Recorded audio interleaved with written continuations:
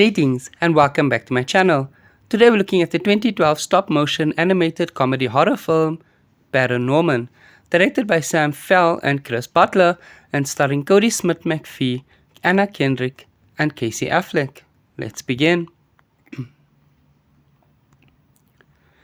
In the small fictional town of Blythe Hollow, Massachusetts, Norman Babcock is an 11-year-old boy who speaks with the dead, including his late grandmother and various ghosts in town.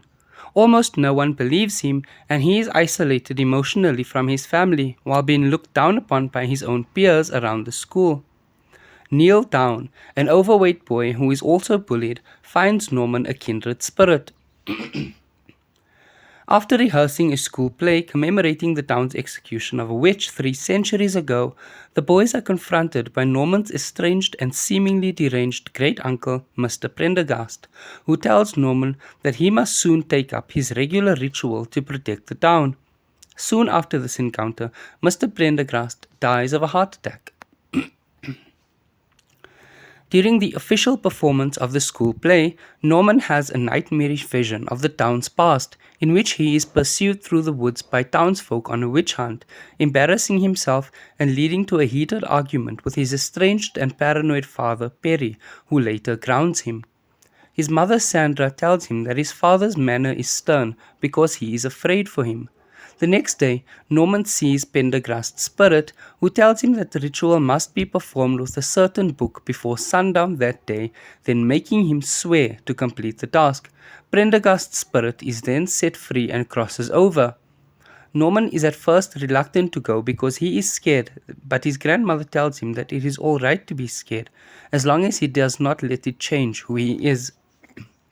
Norman sets off to retrieve the book from Prendergast's house, having to take it from his corpse. He then goes to the graves of the 5 men and 2 women who were cursed by the witch, but finds that the book is merely a series of fairy tales. Alvin, a school bully who always picks on Norman, arrives and prevents Norman from reading the story before sundown. Norman attempts to continue reading from the book, to no effect.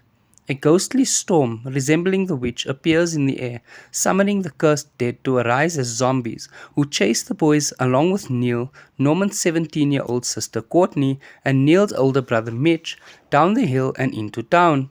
Having realized that the witch was not buried in the graveyard, Norman contacts classmate Salma, who tells them to access the town's hall archives for the location of the witch's unmarked grave for help. As the kids make their way to the town hall, the zombies are attacked by the citizenry. During the riot, Norman and his companions break into the archives but cannot find the information they need.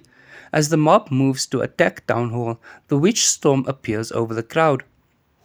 Norman climbs the hall's tower to read the book in a last-ditch effort to finish the ritual, but the witch strikes the book with lightning, hurling Norman from the tower and deep into the archives. Unconscious, Norman has a dream where he learns that the witch was Agatha Aggie Prendergast, a little girl of his age and a distant relative who was also a medium. Norman realizes that Aggie was wrongfully convicted by the town council when they mistook her powers for witchcraft. After awakening, Norman encounters the zombies and recognizes them as the town council who convicted Aggie. The zombies and their leader, Judge Hopkins, admit that they only wanted to speak with him to ensure that he would take up the ritual to minimize the damage of the mistake they made so long ago. Norman attempts to help the zombies slip away so he can guide them to Aggie's grave, but is cornered by the mob. Courtney, Mitch, Neil, and Alvin rally to Norman's side and confront the crowd, arguing that their rage, fear, and misunderstanding make them no different from the cursed townsfolk from long ago. Although the mob realizes the error of their ways, the witch unleashes her powers to create greater havoc through the town. Judge Hopkins guides Norman's family to the grave in a forest. Before the grave is reached, Aggie's magical powers separate Norman from the others. Norman finds the grave and interacts with Aggie's vengeful ghost, determined to stop the cataclysmic tantrum she has been having over the years.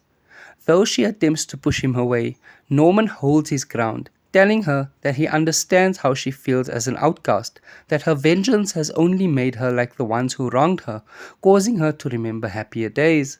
Having finally encountered someone who understands her plight, and by remembering her caring mother, Aggie is able to find a measure of peace and cross over to the afterlife.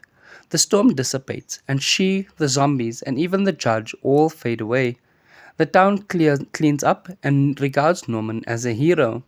In the end, Norman watches a horror film with his family and the ghost of his grandmother, who have grown to accept Norman for who he is. If you enjoyed this video, please give it a thumbs up, leave a comment down below letting me know which movie you'd like to see me do next, and what you thought about this one. Thank you so much for watching, take care, and goodbye.